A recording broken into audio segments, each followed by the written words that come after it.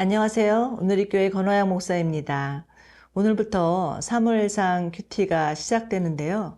사무엘상은 사사시대를 배경으로 하고 있죠. 그런데 사사시대는 이스라엘 역사상 가장 어두운 시대였습니다. 사사기에 반복되어 나오는 말씀은 각자 자기 소견에 옳은 대로 행하였더라 이죠.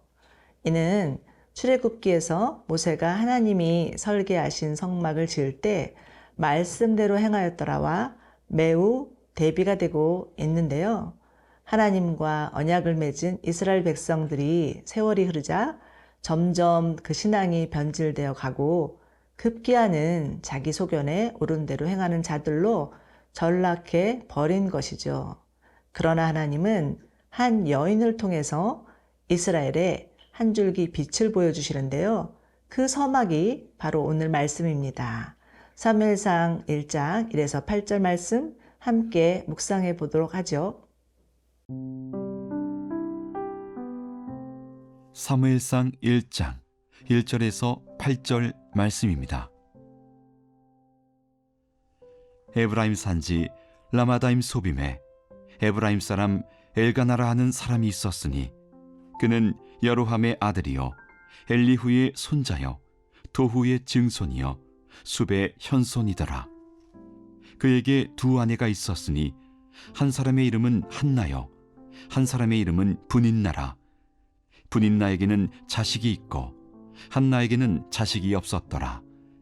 이 사람이 매년 자기 성읍에서 나와서 실로에 올라가서 만군의 여호와께 예배하며 제사를 드렸는데 엘리의 두 아들 홈니와 비느하스가 여호와의 제사장으로 거기에 있었더라. 엘가나가 제사를 드리는 날에는 제물의 분깃을 그의 아내 분인나와 그의 모든 자녀에게 주고 한나에게는 갑절을 주니 이는 그를 사랑함이라. 그러나 여호와께서 그에게 임신하지 못하게 하시니 여호와께서 그에게 임신하지 못하게 하심으로 그의 적수인 분인나가 그를 심히 격분하게 하여 괴롭게 하더라.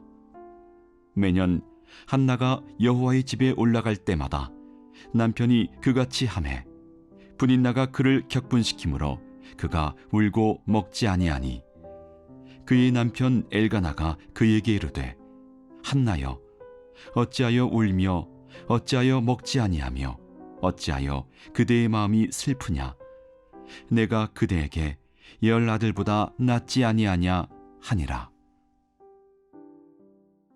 사무엘상은 한 가정의 이야기로 시작됩니다.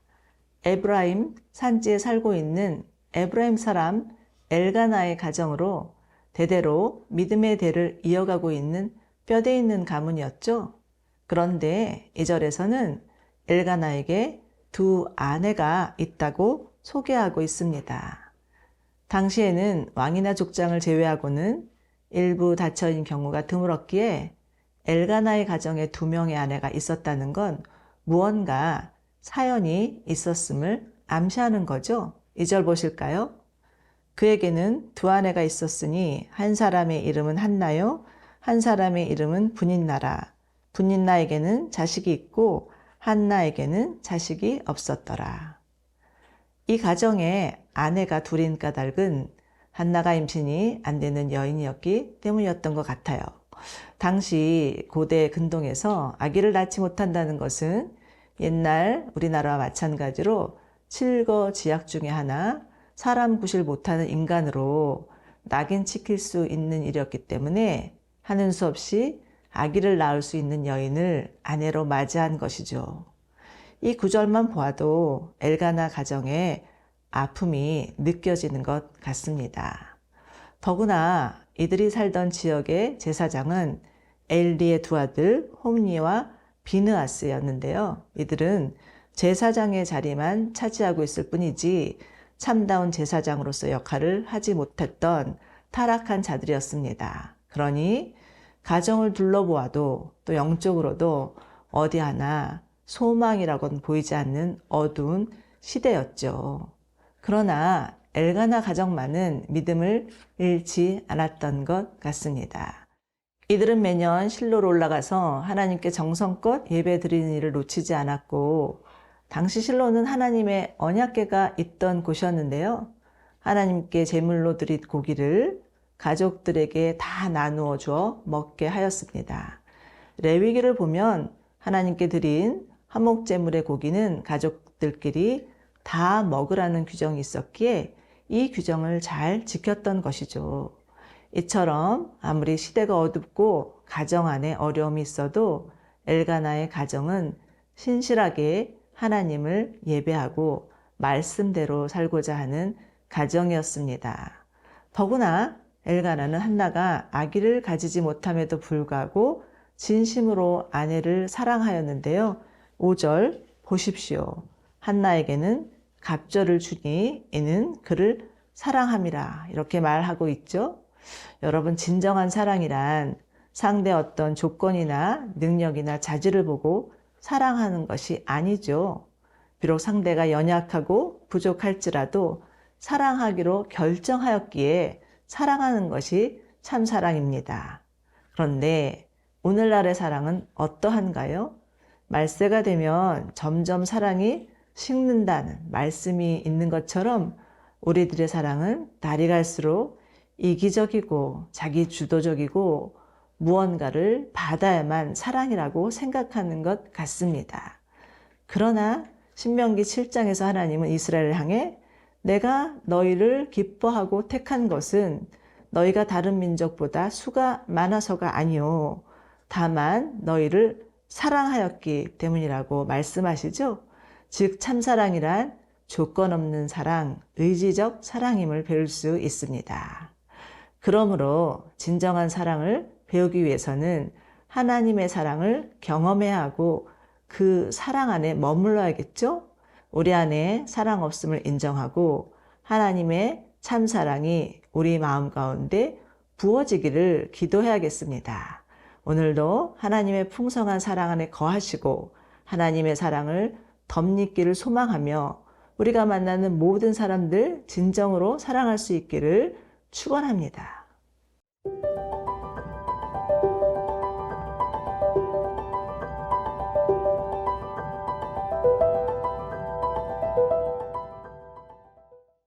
성경에는 불임 스토리가 꽤나 많이 등장하고 있습니다. 아브라함의 아내 사라도, 마노아의 아내 삼손의 어머니도, 오늘 본문에 나오는 한나도 모두 불임으로 고통당하는 자들이었죠. 그런데 이와 같이 불임에 얽힌 이야기가 나오는 이유는 동틀녘의 밤하늘이 가장 어둡다고 뭔가 하나님이 행하실 큰일이 기다리고 있음을 암시하는 것입니다. 사라를 통해서 약속의 자손 이삭이 태어나고 마노아의 아내를 통해서 이스라엘을 구원할 삼손이 태어나고 한나를 통해서 칠흑 같은 어둠을 밝힐 사무엘이 태어나는 것이죠. 이처럼 여러분, 우리의 삶에도 불임과 같이 잉태치 못하는 사건과 상황들이 있겠지만 그럴수록 하나님이 하실 일을 기대하시기 바랍니다. 하나님은 모든 불가능을 가능케 하시는 전능하신 하나님이시고 그 안에는 분명한 하나님의 섭리가 있습니다. 다시 5절을 보십시오. 그러나 여호와께서 그에게 임신하지 못하게 하시니, 원어를 보면 하나님께서 그녀의 자궁을 막으셨다라는 뜻으로 해석할 수 있는데요. 즉 불임의 주체가 하나님이시라는 거죠. 그리고 하나님께서 이와 같은 일을 허락하신 이유는 그 안에 특별한 하나님의 뜻과 섭리가 내포되어 있다는 말이기도 합니다. 그러나 이를 알 길이 없는 한나와 분인나, 이 두 사람 사이에 벌어지고 있는 긴장과 갈등이 드러나고 있는데요. 분인나는 아무리 아이를 여럿 낳아주어도 남편 엘가나가 자기보다 한나를 더 사랑한다는 것을 눈치채고는 마음에 분이 일어나서 한나를 괴롭히기 시작합니다. 얼마나 한나를 괴롭혔는지 6절에서는 그의 적수인 분인나라는 표현까지 나오고 있죠. 원수가 집안에 있다는 말이죠. 오죽했으면 이런 말까지 사용했을까요? 그러니 한나의 마음은 또 얼마나 괴로웠겠습니까? 아기를 낳지 못하는 것도 서러운데 여러 자식을 거느린 분인나가 있는 대로 강짜를 부리고 있으니 그 마음이 심히 괴로워 죽을 지경이었을 것입니다. 아무리 남편이 자신을 많이 사랑해준다 해도 한나의 눈에선 눈물이 마를 날이 없는 서글픈 나날이었겠죠? 그러나 여러분, 하나님의 사람들이 겪는 불행이나 결핍은 그 자체로 끝나는 것이 아니죠. 마태복음 5장에서는 심령이 가난한 자는 복이 있나니 천국이 그들의 것이며 애통하는 자는 복이 있나니 그들이 위로를 받을 것이라 말씀하지 않습니까? 그러므로 우리 마음의 가난이나 애통은 우리로 하여금 더 깊이, 더 가까이 하나님께 나아가게 하고 그 고통을 통해서 하나님을 만나고 하나님의 뜻을 발견하고 하나님의 사람으로 성장케 하는 은혜를 거저다 준다는 것을 믿으셔야 합니다. 우리들의 삶에도 언제나 이와 같은 고통의 현실들이 있죠. 엎친 데 덮친 데라고 숨 돌릴 틈도 없이 고난의 파도가 겹치기로 오는 것 같기도 합니다. 그러나 너무 낙심하지 말아야 할 것은 그 고통 가운데 하나님이 우리와 함께 하신다는 것, 그리고 그 고난의 시간을 통하여서 더 한층 성숙한 하나님의 사람으로 만들어 가신다는 것이죠. 영성의 깊이는 고난의 깊이와 비례함을 잊지 마셔야 합니다. 여러분 혹시 지금 말할 수 없는 고난 가운데 계신가요? 눈물 흘리지 않고는 견딜 수 없는 나날을 보내고 계시지는 않으신지요? 행여 남들로부터 애매한 불이익을 당하여서 쓰라린 마음을 안고 계신 분도 있으실 것입니다. 그러나 한 가지 소망이 있다면 사랑하는 주님이 우리와 함께 하신다는 것이죠. 그렇기에 예기치 않는 고난이 오더라도 두려워하거나 절망하지 마십시오. 하나님을 신뢰함으로 고난아 올 테면 와라. 고난과 맞서는 자들이 되길 원합니다. 오히려 고난이 유익이 되어서 우리로 하여금 천국을 맛보게 하고 하나님의 크신 위로를 경험하고 상처 입은 자들을 위로하는 위로자로 살게 하실 것입니다. 오늘 하루 믿음으로 승리하시기를 바랍니다.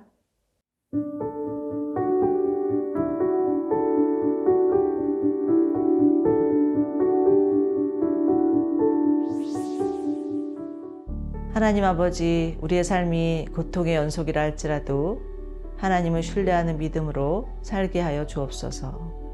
하나님이 허락하신 고난에는 선하신 뜻이 있음을 믿으며 고난이 오면 올수록 더욱 하나님께 엎드리는 자들이 되게 하여 주옵소서.